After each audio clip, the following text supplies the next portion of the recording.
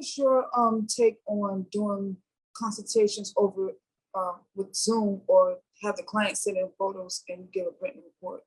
Because some people I had talked to is have they say going in person is better. Then some say it's better if you have them send in a photo. So I would highly recommend doing your consultations in person.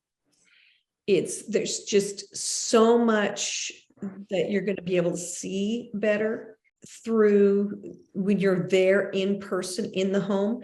For example, you can't smell over Zoom. So you can't tell them, hey, I noticed a pet odor in here. I think we need to address that.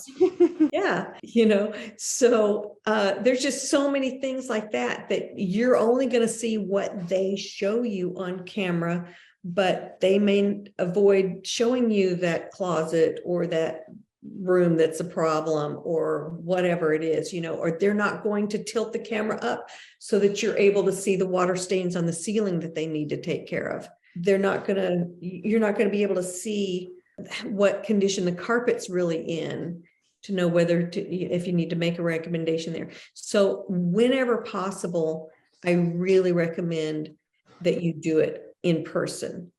That's not to say that it's not possible to do those e-consultations. We do them, especially if you've got a client in another city or another state or something. But generally speaking, you need to be there in the home to really be able to give the most value.